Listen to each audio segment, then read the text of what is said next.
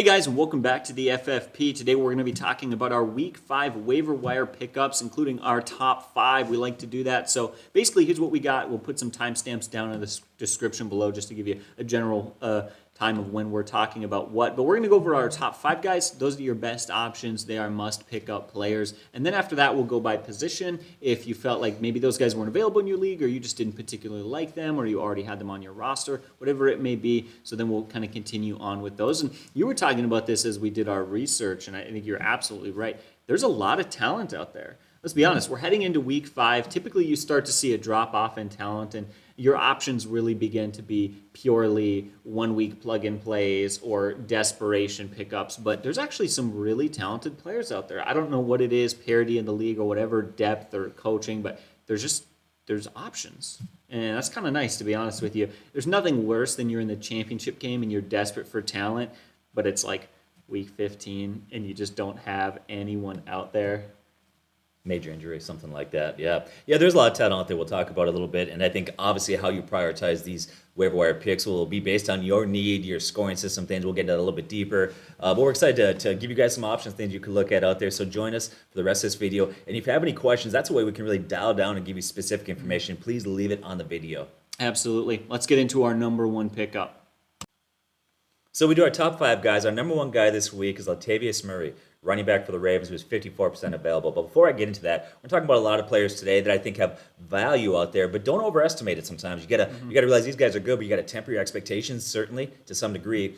And I remember when Rondale Moore had that huge week, remember that? Yeah. And people were just going off like he's going to be great. And when we put him out here, we definitely said this is a guy you need to consider, especially in dynasty leagues. But we also said, hey, you need to temper your expectations. Some people didn't like to hear that, but I think we were spot on. 2 weeks since then, he's been pretty quiet. Yeah. But there are guys here that have value, and Latavius Murray is one of them. Now, I don't love him as a pick. I really don't. But here's why you got to talk about this guy. It's at the one position. We're going to talk about, there's some tight ends out there that are good. Yeah. There's quarterbacks. There's some wide receivers. But you know what's hard to find right now? Running backs. They are hard to find, and they're going to get more and more difficult. Well, especially as bye weeks come. Here's a testament to how shallow there is, running back talent. A week ago, if you had said Latavius Murray was the number 1 pickup, I would be like, you're stupid, no.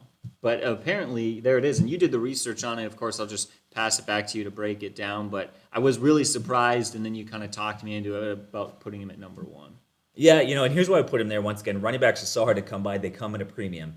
And this one is tough. I had him on my roster, actually just dropped him. But Williams, the rookie running back that looked so good week 1 and week 2, who in my opinion clearly looks like the best back in terms of running the ball. But you can see his role has been reduced week after week. And then this week, he was just inactive, a healthy scratch. And so that's huge. The coaches came out and said they have no issue with Williams, but they just really wanted to give Latavius Murray an opportunity to be the lead back at this point. But I'd tell you what, he was turning the wrong direction, Williams was. Now, Murray hasn't ran great. It hasn't looked spectacular. Right now, he's got like a 3.4 yards per carry. But obviously, there's other things that the coach like, intangibles.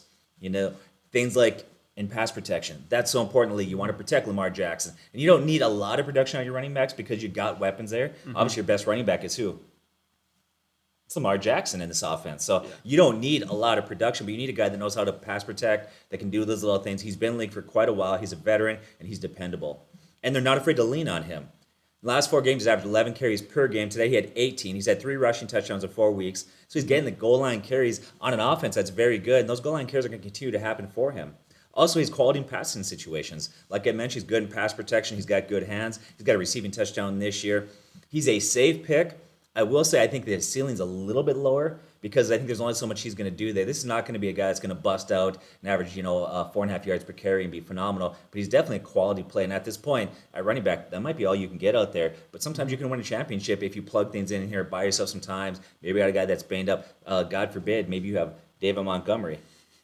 And we're not talking about that. Sorry, it's not lost fair. Him. It's been a bad year for you, right? It's been a bad year. And maybe it turns out that he's only out for a couple weeks, but you know what? A couple weeks, a win here, win there, everything matters. So having a guy like him can help a lot. Our number 1 guy is Latavius Murray.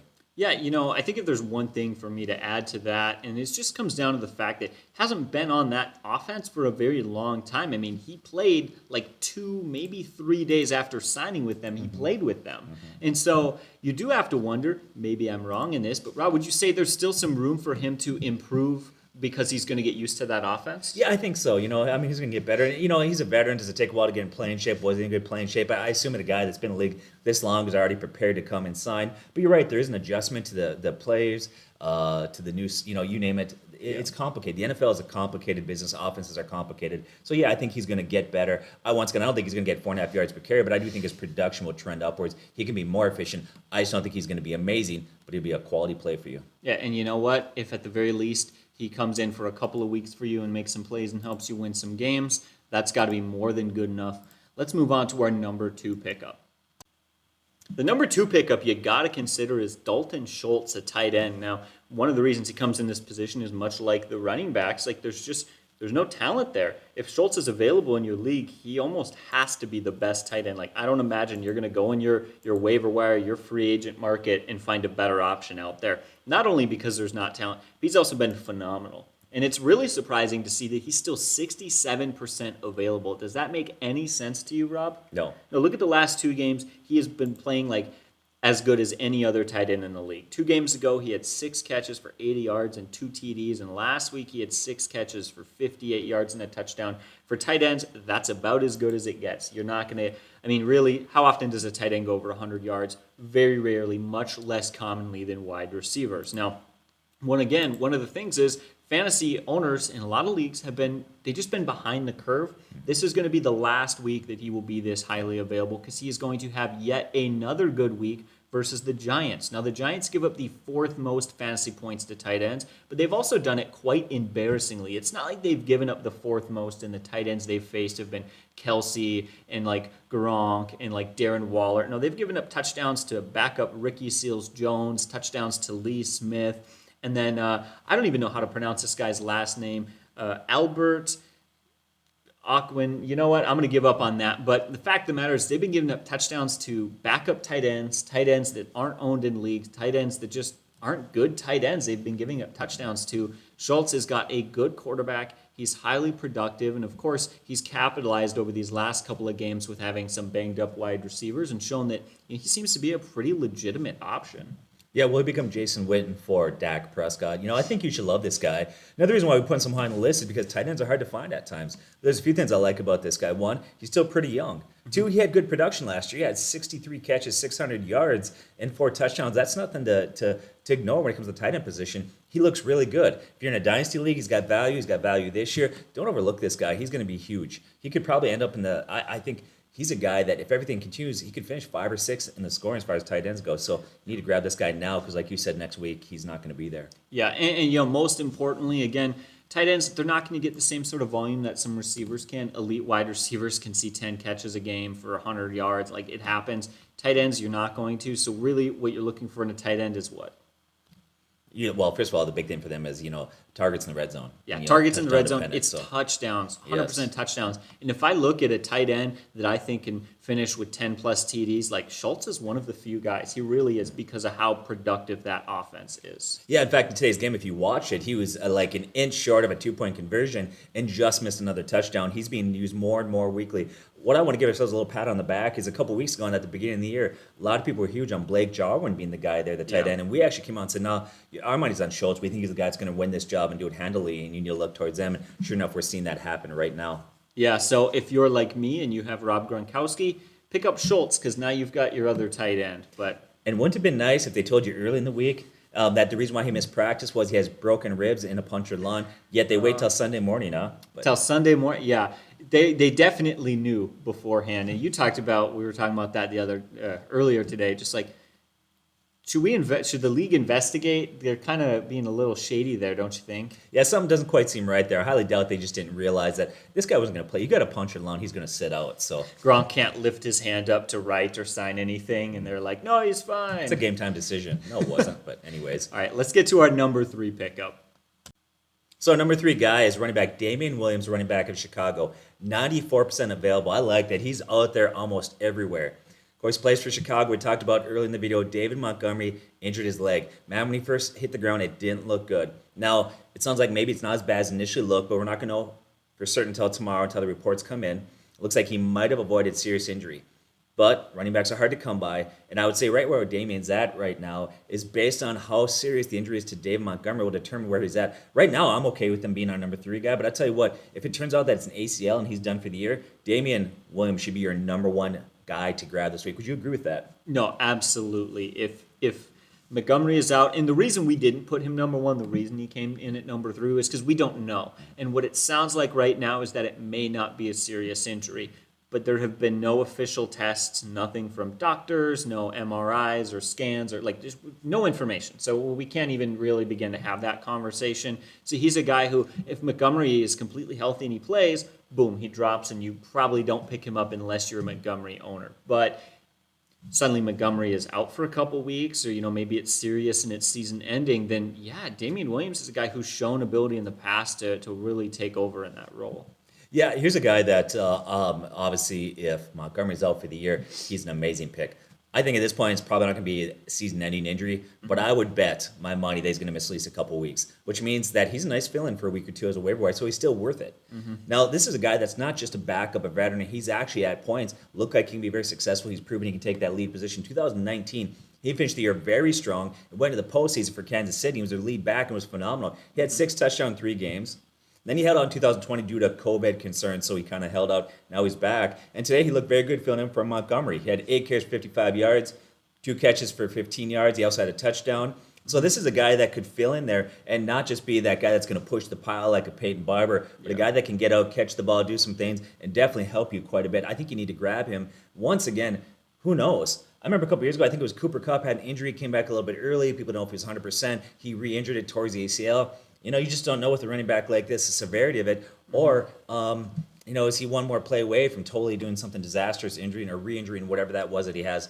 I think you got to grab this guy. Absolutely. Let's address a few concerns. One, guys, we know that offense isn't phenomenal, but take a look at, say, that Rams game. That passing game was extremely unproductive, and you know what? David Montgomery, fantasy-wise, was fine. Yeah. And so we've seen that for some reason that Bears offense, they're getting fantasy points to their running backs even if the offense isn't insanely productive. And 2, you look at his first game, Justin Fields was horrible. He was okay his second game. Maybe he's going to continue to get better. Maybe every game, he's going to get a little wiser, make a few more plays, get an extra first down here or there. Like, when you've got a quarterback that young, when you got a quarterback who's basically 2 games into his NFL career, like, it's got to get at least a little bit better. Even if he's not the future franchise QB of the Bears, it's not going to look like his game 1. Yeah, he looked considerably better in game 2, and I think he will continue to improve. He's got some weapons on there, and so yeah, that's a offense that's not spectacular, but it's definitely worth a grab.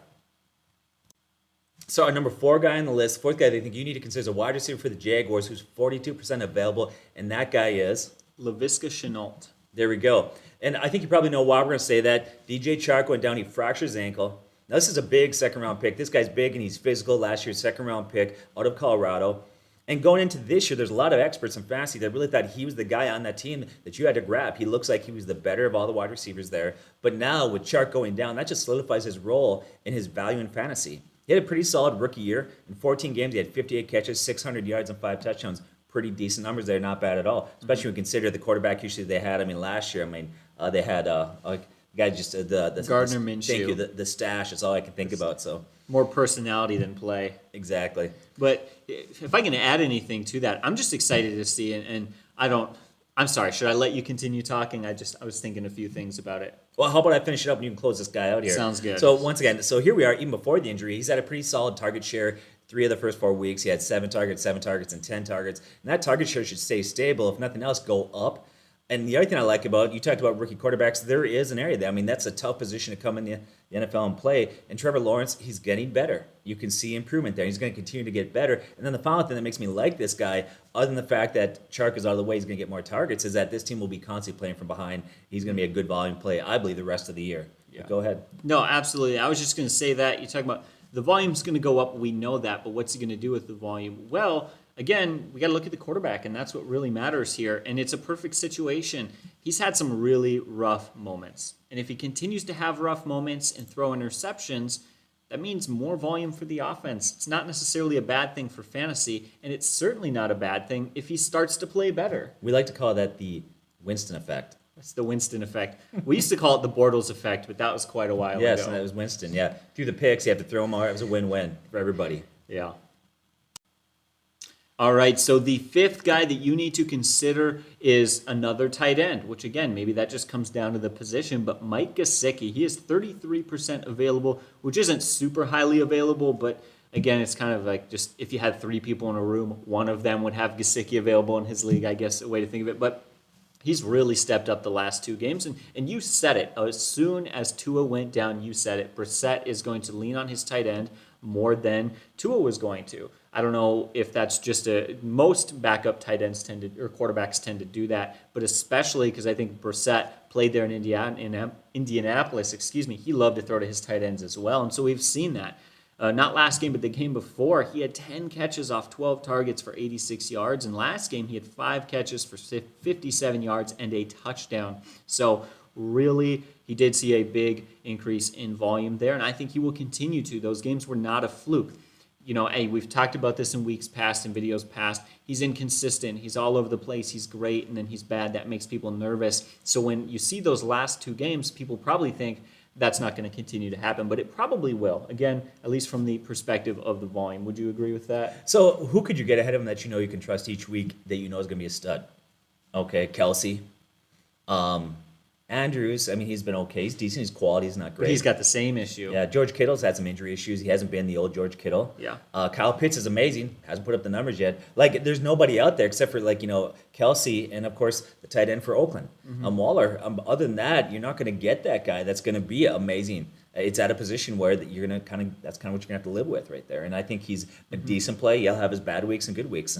You just got to roll with the guy. Yeah, so this week facing the Buccaneers, and the reason I want to point that out again, this isn't a start-sit video. He's got value more than just this week. But the Buccaneers have shown they're somewhat vulnerable to tight ends, and they're going to put up a lot of points on the board, forcing Miami to throw the ball. He should again see lots of volume, and if he has a 3rd straight week of production, that availability percentage is going to drop. He's another one of those guys that you just can't wait another week to pick this guy up. In fact, we were probably right in our last couple waiver wire videos to say you should have picked him up then. But I don't have anything more to add to that. Not a huge Jacoby Brissett fan, but at least he's a veteran, right? At least he's been a while and he can run the offense a little bit and hasn't looked too horrible. In fact, versus the Colts, they kind of looked all right. Not great, but not as bad as it could be for sure.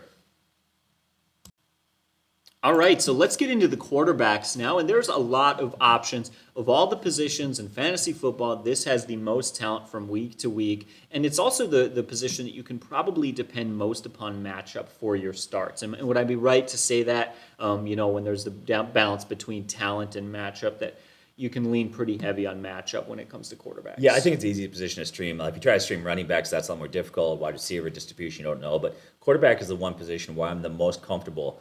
That probably in defense. In defense, yeah. So we got, I would say, a few more guys here to talk about. Just 4 quarterbacks, but I think 4 is more than enough. The first guy is Matt Ryan. He's 47% available. And as always, we get complaints every couple weeks. Somebody comments, that quarterback stinks. That offense stinks. I'm not talking about how good they are. We got to talk about how good they are for fantasy. Matt Ryan, he's going to get 4 touchdowns last game. He's got 8 touchdowns in the last 3 games because as bad as the Falcons are, it's helping him put some numbers up. And while they struggled brutally week 1, they've actually slowly gotten a little bit better on the offensive side of the ball. This week they go up against the Jets. And again, this isn't a start-sit thing, but you feel like you have to address the matchup in a waiver wire thing. Yeah, definitely. Just simply to put, this is what you're going to expect from them this week. 1, if you're playing them as a 1-week plug, that matters. But also 2, their waiver wire availability is going to change after that week. And so they go up against the Jets. The Jets, 3rd fewest fantasy points to QBs, but they've done that against Darnold, Mac Jones, Bridgewater, and Tannehill. Not the most elite quarterbacks to go against. And they're averaging just 11 points per game, boosted by that last game versus the Titans where they put up 27. So again, this is a great matchup where I think Matt Ryan is going to have another good week, but he's just one of 4 options. So let's move on. Let's talk about another quarterback. What about Sam Darnold? 63% available. He put up 4 TDs last game, 2 on the ground. He has been extremely productive. In fact, he hasn't had a single game this year with less than 2 touchdowns. He's been getting you at least 2 every single game. And so I really like that dependability, and that's really what you get with him and his legs. That's what's really helped boost him a bit. Yeah, it's funny. Right now, he's leading the NFL in rushing touchdowns. I'm not talking about quarterbacks. I'm talking about the NFL, even amongst running backs. Some would think, okay, maybe he's at a bunch of 1 yard goal line plunges where, just kind of stretch the ball over. No, they're actually calling plays, drawing it up for him to run the ball. So they're definitely using him around the goal line. Then they probably will continue to do that, especially until Christian McCaffrey's back. Yeah, absolutely. Now, that's the thing with the running game. Chuba Hubbard has come in and been more than good enough, but he's not Christian McCaffrey. McCaffrey was so good that there were situations where, do we run it? Do we pass it? What do we do? Well, you know what? You lean in favor of the best running back in football, Christian McCaffrey. With Chuba Hubbard in there, if you've got that question mark, you let Darnold do work because he has been very productive. And we pointed this out, and I'll say it again, like these last few games aren't a fluke. This is the best coaching staff, the best offensive line, the best receivers, the best running back. This is the best team he has ever played with. So I think he is a guy that you can depend on. Should be another good week for him. We got to talk about Daniel Jones. You mentioned this. He looked pretty legit last week versus a pretty darn good Saints defense. Threw over 400 yards against a team that completely shut down Aaron Rodgers. I don't know. What do you make of that? Well, one, I think that, we think back to last year where Daniel Jones struggled so much, but we forget in year one, when he's a former first-round pick, in year one, he looked really good. He did it against the New Orleans team, but two of his top weapons were out. I think this is a guy that's very talented. He's got great legs, athletic. He's making better decisions. I think he's going to be the real deal, legitimate quarterback that you can play. He's still young, so from time to time, he's going to make some mistakes. He's not like he's, Pat Mahomes, but I think he's going to evolve to the point that you actually can use him as a starting quarterback and not just as a stream. I'm not saying that's where you're at now, but I think that's the trajectory of his career. Yeah, absolutely. Definitely a guy to pick up. Won't get into his matchup this week, though it is a good matchup for him. But he's sort of like Sam Darnold, where he's really gotten that passing game together. His mobility has helped him out a lot. And the thing you want to really note is that his year two was a really bad year. But he had that ankle injury, and we've seen it time and time again. Mobile quarterbacks hurt their ankles. And you know what happens? It hurts the passing game because they depend on their ability to buy time, make plays, and keep defenses on their toes. So that is definitely something to note. A healthy Daniel Jones is a pretty good fantasy option. Finally, I wanted to bring up one more guy, 90% available, Taylor Heineke. He scored 3 touchdowns in back-to-back games. He has looked, surprisingly well. I don't love him as much as the other 3 guys. I'm not huge on him, but I wanted to throw one guy out there that was super highly available for those of you who may be in 2 quarterback leagues. If we don't do some of these guys, we'll almost inevitably get a comment about that. So I figured I'd put him out there again. He's not at the same level as those other options, but he has been pretty good. And he would be higher if he had more wide receivers to work with, but he really doesn't have a ton of options right now. Yeah, he did get Curtis Samuel back today. That's going to help. But he could use something else. Of course, Logan Thomas got hurt, so we'll have to see that. And that might be just kind of not a net gain if Thomas is out, but he's got Curtis back. But certainly, I think the guy's doing some great things there. It's a great story to watch NFL. I'm having fun watching him. So I'm going to cover the running backs. I'm going to give you a bunch of things to consider out there. I'll go real fast down the list. And like I said at the beginning of the video, if you have a question specifically, ask us. It's easier for us to tell probably where you need to go direction-wise as far as your waiver wire claim. Another guy you need to consider out there is Marlon Mack. 87% available. Running back, of course, backing up right now Taylor for the Colts. But he's asked for a trade, and the team has granted him that. They're actually actively searching for a team to trade him. And it's not like he's having a bad attitude. In fact, it's an amiable split for both sides. It sounds to me like they love this guy. He's got a great attitude, and he wants to go where he can be used and be a starting running back. So they said they're going, and they're shopping him around. He's got a career 4.4 yards per carry. In 2019, 2018, those 2 years there, he averaged 77 rushing yards per game. That's on pace for 1,232 yards per season. He's decent in the passing game. He's a quality running back out there that I'm certain is going to land on a team right now that's hurting for running backs. And there's a lot of teams like that. You think about a couple off the top of my head. I thought about San Francisco, Baltimore. Like I said, maybe they go with Latavius Murray. There's a lot of teams out there that are struggling to find a viable veteran running back. So I think he's going to land in a good situation where he could be a viable play. But you need to pick him up now because people are starting to grab him just in case. Another guy out there that you got to keep an eye on is Kenneth Gainwell. Running back who's 71% available for the Philadelphia Eagles. He's a rookie out of Memphis. He's a guy that's very active in the passing game. And today, to the disappointment of a lot of Miles Sanders owners out there, he got a red zone carry. And I'm not talking about like a sweep play, but he's lined up in the backfield, got the goal line carry, and converted to a touchdown. He had 3 carries for 31 yards, 6 catches on 8 targets. Now, I like Miles Sanders. I really do. I don't quite understand why they won't stick with this guy and feed him a lot because I think he's very talented. But for whatever reason, they're hesitant to use him heavily.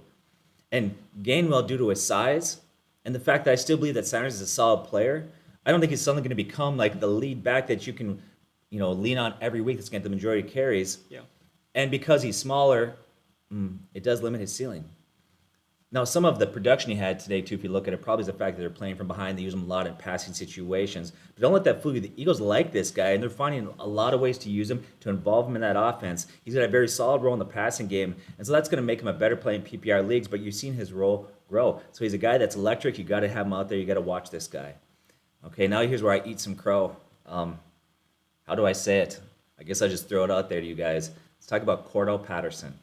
25% available. That's not wildly available. For 1 in 4 of you, though, he's available in your league. And I'm going to have to admit this. He's a guy that I said is a journeyman. He's probably not going to keep up that production. I still think at some point he's probably going to have a fall off in that production. Yeah. But I need to humble myself to say, okay, after 4 weeks, you can't ignore the guy anymore.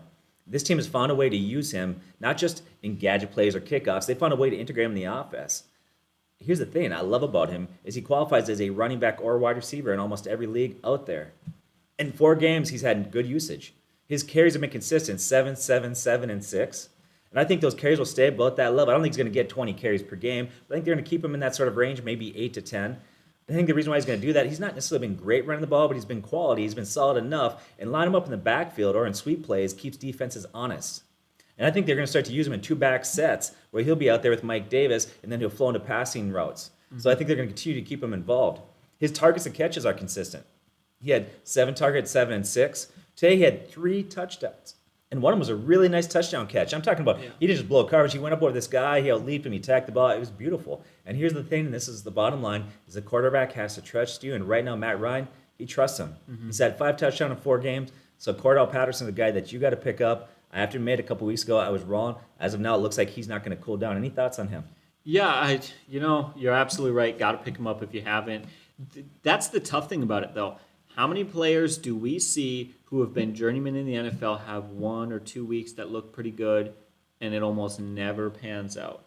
And it just felt like that with Patterson. It just felt like he was another one of those guys. But, you look at the usage, it doesn't necessarily seem to be that. Now, we'll see, does this last for the rest of the season? Does this carry into next season? What is his role really going to look like? Who knows how long this is going to continue for, but it's been a really surprising, to be honest with you. Yeah, the one thing that I mentioned, I still believe this could happen at some point. He's 30 years old, so that team, I don't believe Atlanta's going to compete right now. Yeah. Okay, I do think it's a rebuilding year for them. And so at some point, they're going to realize, okay, let's look to the future. Let's look to younger players. He's 30 years old. Will he get traded to a team where he can come in and do some of the things and add value to a team that's going to compete for the playoffs, especially with kick returns and things like that? So I don't know how long he's going to be there, but right now, you can't ignore him. Another guy you may want to consider is McKissick, the running back for the Washington, I want to say Redskins. Football team. Please get your name. Figure it out. Sounds like when movies, they make fake products, but It they does, don't try yeah. very hard. It's just bad. The Washington football team, or WTF as they say, right? Washington football, FTF, whatever. WFT. FT, yeah. You're really bad at acronyms. Don't text. I know, it's terrible. So anyways, he's 61% available out there, and he's a guy that you can use in PPR leagues as a flex play, and you have to have a league size of maybe 14 or larger. He's great in the passing game. Last year he had 80 catches. Now, he had a quiet week 1, but they've been increasing his role each week. And look at the last 3 games. He's had 5 catches. He found the end zone today. They're expanding his role in the passing game. So he's a guy in deep leagues as a flex play in PPR that you can use him. He's not a guy, once again, that I think you're going to trust you to running back 1 or 2, but definitely a guy that can win you a game here or there. Another guy you need to look at out there is Alexander Madison. He's 30% available. And we saw last week, the guy was phenomenal filling for Dalvin Cook. And Dalvin Cook struggled today, and I'm not really sure why. Maybe it was an off week. I'm not questioning Dalvin Cook. That guy is unbelievably talented. But maybe he's not fully healthy yet. Regardless, even if he is healthy, one thing you know about Dalvin Cook, if you go all the way back to college, what do you know about Dalvin Cook? Injuries. This guy's fragile. And so maybe he's hurt again. Maybe he's not fully recovered. In fact, it's important to note that in today's game, did you know that even though Vikings were there till the very end of the game, that Madison actually had 1 more carry than Dalvin Cook? Mm-hmm. And if you own Dalvin Cook, you better handcuff him. Yeah. So I don't know why he's out there in 30% of leagues. It doesn't make any sense to me.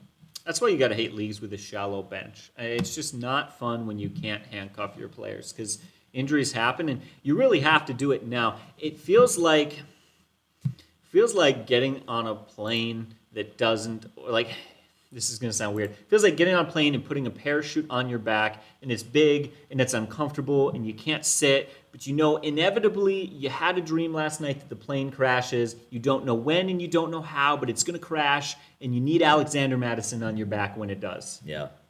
It's the it's the weirdest way I've ever talked about fantasy football before, but that's got to be the only explanation to like why you keep him. Feels like a roster spot waste many, many weeks, and then Cook goes down, and you're so happy you have him. And that's a mistake that I've made before because I hate wasting bench space. We think it's a big mistake that fantasy players do that. But I've had players on my bench that are only a handcuff, and then I get impatient. And then I'm like, no, I want to put a guy in that's got some potential upside. He's just a handcuff. I don't need him. And I'll get rid of him. And then the next week or week two later, my veteran gets hurt.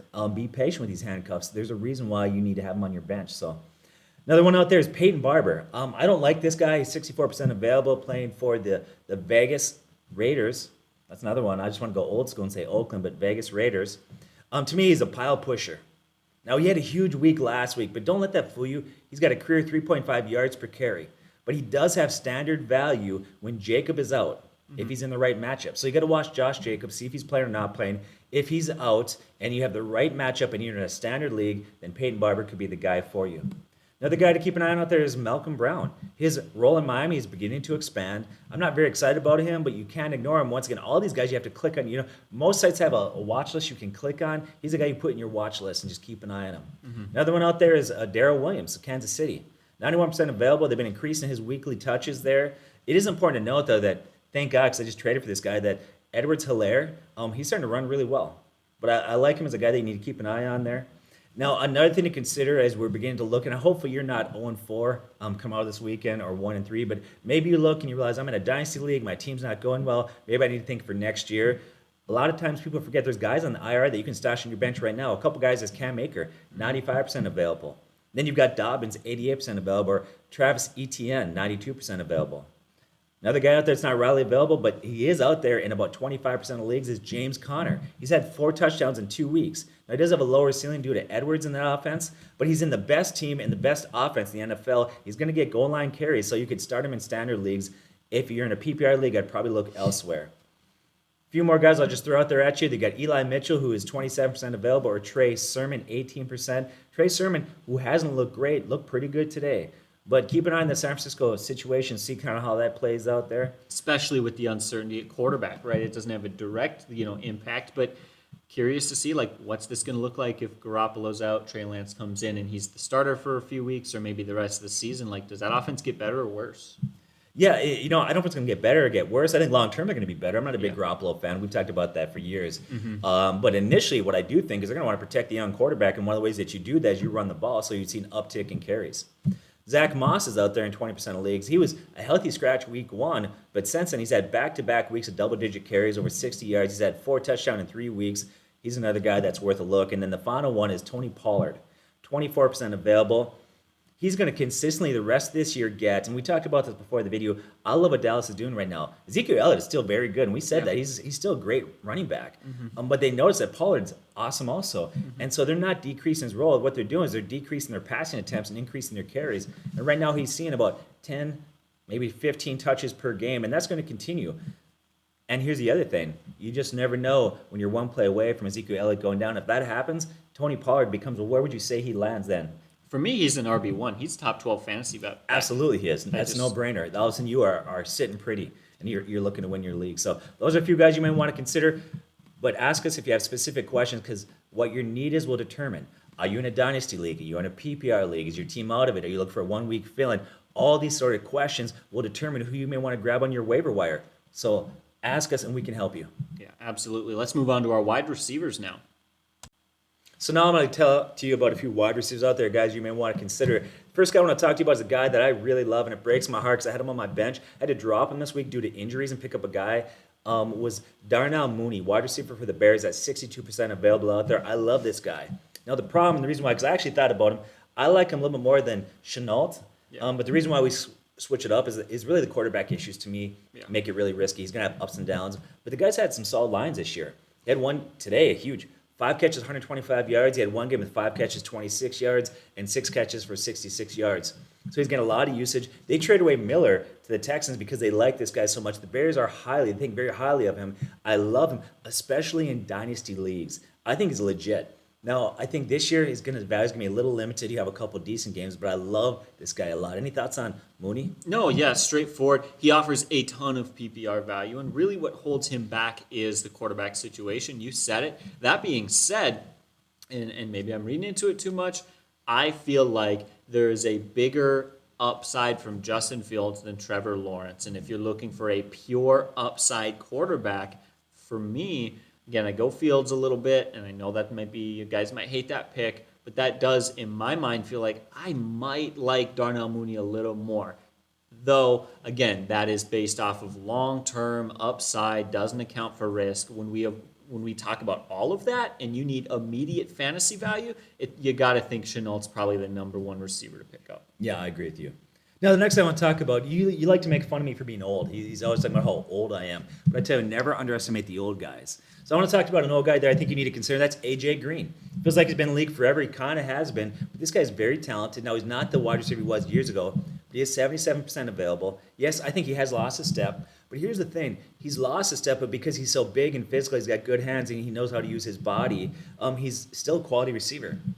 Another thing I think that bodes well for him is that with Hopkins and all the other weapons that they have there right now, he's not going to see a lot of extra attention he did years ago in Cincinnati. He's going to see maybe the second or third cornerback. He's not going to see the extra safety. I mean, he's going to get good coverage. Mm-hmm. He's a solid possession wide receiver. And he's been very consistent in his targets. Yeah. Week 1, he had 6 targets. Week 2, he had 6 targets. Guess what he had in week 3? 6 targets. Guess what he had in week 4? 6 targets? I'm guessing, if I was betting, probably next week 6. Those aren't great targets. I like to see a little bit higher, but those are consistent numbers. He's at double-digit points in PPR leagues, scoring 3 weeks in a row. And the last 2 games, he's had 10 catches for 189 yards. So his catches, his yards are good there. A few years ago, people forget, this guy was considered one of the best wide receivers in the game. He's still got gas left in his tank. Mm-hmm. And so I like A.J. Green as somebody you may want to throw in there that you can use in certain situations there. The one downside of them is they got a lot of other wide receivers and weapons there. And I don't want to see anybody get hurt, but if one of those guys were to get hurt, Christian Kirk, or you talk about Hopkins or the rookie there, Moore, that would actually bump his value up quite a bit. But don't overlook A.J. Green as an option. Yeah. Then you got Jamison Crowder. Came back today. He's 81% available. He returned. Now, this is a guy that if you look, when he's healthy, he'll gobble up targets and catches. He's got huge value in PPR leagues, but I would avoid using him in standards. He doesn't get a ton of yards. He doesn't find the end zone a lot, but he's a guy that could definitely go out and get you 10 catches for 80 yards, and they'll continue to feed him. Then you got that second-year wide receiver. I believe he's second-year wide receiver for the Lions there. Quintez Cephas. 84% available. He's another one there where I'm not maybe huge on him this year, but I definitely like the trajectory he's going. I like him for next year. I like him for dynasty leagues.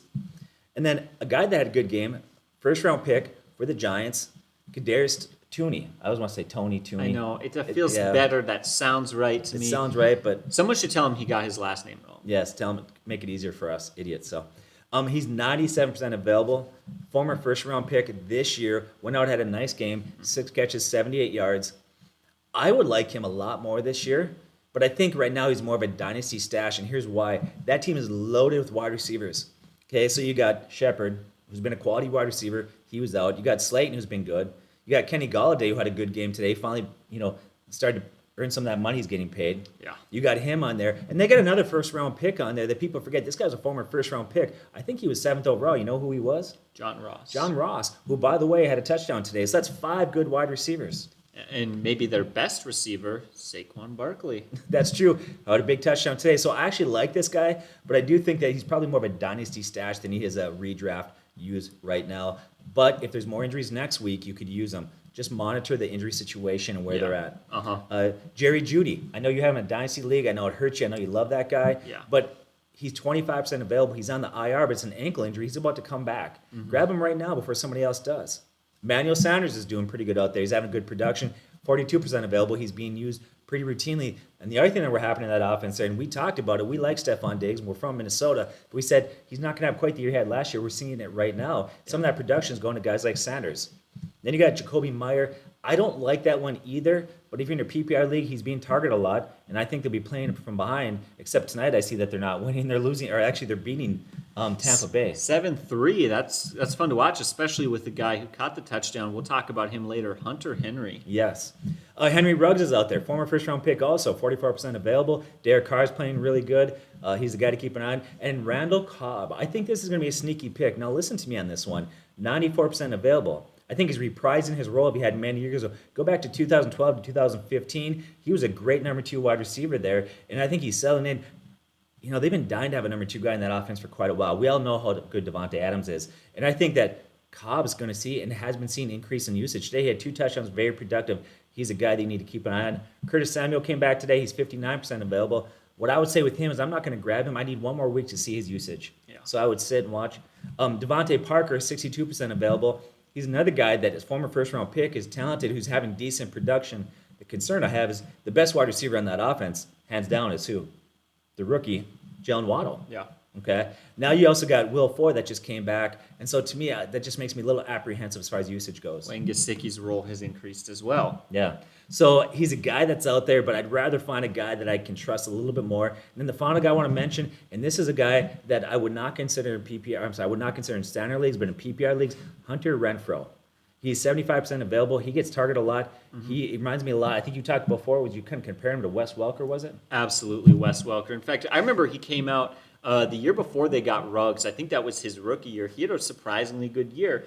We had kind of projected that because I saw some talent and we looked at him and we were like, he had a pretty good rookie year. Not too surprised about it, however. And then it was weird that like his role hasn't increased since then. I don't know if that means that he's just a slot guy and that's all he'll ever be, or if he struggled to develop, or maybe Gruden just doesn't like him as much as he is capable, or whatever it may be. But that's always been a little weird for me. I think he's better than he gets credit for. So that's what I have for wide receivers. Going back to, like we said, for running backs, if you want to know of those guys I listed who you should grab, let us know what your needs are, and we can tell you which one's a better fit for you. All right, so let's get into the tight ends right now. And a quick reminder, we've already talked about 2 good tight end options. In fact, we talked about the 2 best tight end options, one being Dalton Schultz and the other being Mike Gesicki. Love those guys. And of course, as we've already mentioned, it's a pretty shallow position for talent, so I don't have a lot to go over. We'll go over this quick, but there's a few other guys to consider. One, bring this up right out of the gate. What about Hunter Henry? I love that touchdown. What are they down 3-0 to the Bucs, and he brings that in. They actually get the lead over Tampa Bay, which I remember watching that. We were surprised when it happened. It was kind of a fun moment to watch, but he's been slowly increasing his role in that Patriots offense. He clearly proved to the coaching staff and everyone else that he is the more viable tight end than Jonnu Smith. And that took a little time, but now that we've gotten through that, it's going to be huge for his volume. He's got a coaching staff and an offense and a team that has no problem leaning heavily on their tight ends. We've seen this in the past, especially even young tight ends. Like, they don't care if you're new to the offense. They will throw you the ball a ton. Of course, Mac Jones has not been phenomenal, but it seems like he's been getting a little bit better. His week 1 was not so pretty, or his week 2, but it feels like he's stepping up a little bit, looking a little more mature. They're going to continue to play it conservative with him, but as long as he can continue to get better, that's going to help those tight ends out even more. So you can consider Hunter Henry as a pickup. Looking at Dawson Knox, he's 53% available. If you're in a standard league, Knox is a guy that you can look at. Now, he has got 4 touchdowns in 3 weeks. He's only averaging you like 3 or 4 catches. He hasn't had a single game at or above 50 receiving yards. He's not a volume guy. But with how productive that offense has been, he's basically just got to be a basketball player. Post up a guy, get the right angle, and pull in the rebound. That's basically what he's been doing, getting those red zone touches, and it's been there. Not my favorite tight end option, of all the guys we've talked about so far, I'd probably put him 4th. So you got some better picks there. I don't trust the touchdowns from week to week. But if there were a tight end to trust those touchdowns from week to week, it's got to be a guy who's in that offense. They are looking really good right now after a slow week 1. And of course, we have to address Rob Gronkowski is going to be out for a while with 4 broken ribs. That means Cameron Brate at 82% available. Not looking great. He did look good in the previous game, but in this last game versus the Patriots, he started that game pretty early on, had 3 targets, didn't catch any of them. And so that's a guy right there to look at and say, okay, keep your eye on him. I don't know about you, Rob. I would say watch, don't pick up. And then the other guy being Logan Thomas is out. His replacement, Ricky Seals-Jones, is in. Not enough fantasy value there right now, at least from my projections, though. Seals-Jones did score a touchdown this year, so another guy to watch but not pick up. And again, the tight end position is super thin, so that's really all I've got for you. I wish I had more to talk about, but I'm not going to give you players just to say names. They have to have some sort of value.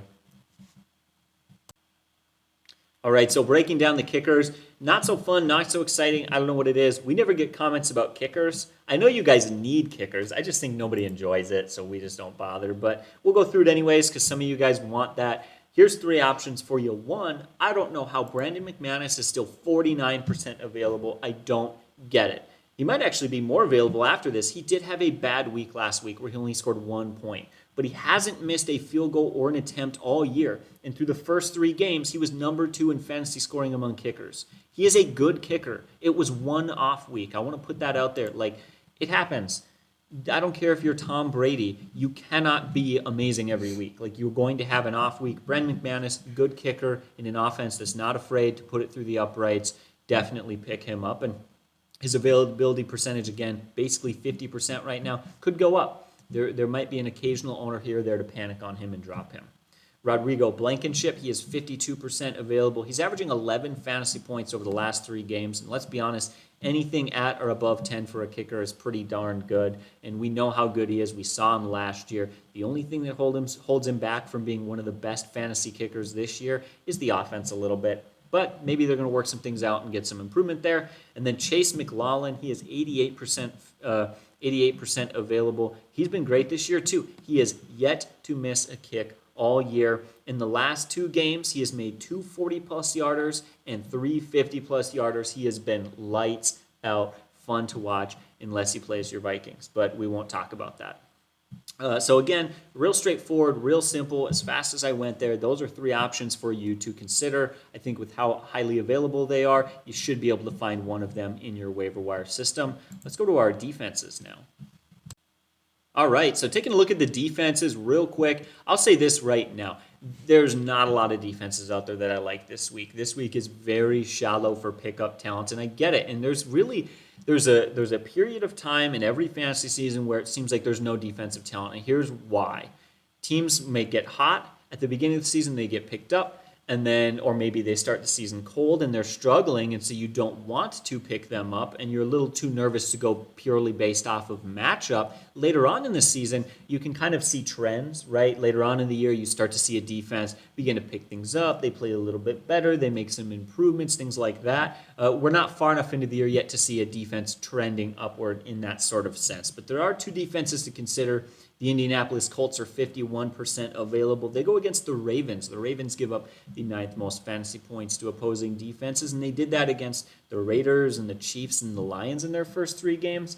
They're a good offense and they're a good team, but for some reason they've been fumbling the ball quite a bit and turning it over. So, this could be a good week for the Colts, who, again, they've actually had a tough matchups so far this season. They played the Seahawks, the Rams, the Titans, and the Dolphins. Now, the Dolphins last week was an easy matchup, but the Seahawks are a good offense with a good coach and a veteran QB. The Rams are a good offense with a good coach and a veteran QB. And the Titans struggled week 1, and because, you know what, they went against the Cardinals, they got flat-footed, they didn't run the ball, they had some issues. In week 4, they lost 2 of their best weapons, their 2 best wide receivers, so they struggled. But the other 2 weeks, they were fine, and I do think they're a very good offense. Maybe not quite as elite as some of the Cardinals or other offenses out there, but I think the Colts, good defense so far this year, so I like them. And then Carolina at 66% available. Had a bit of an off week last week. They're still, I believe, 5th in fantasy points amongst defenses through the first 3 weeks. They go against the Eagles.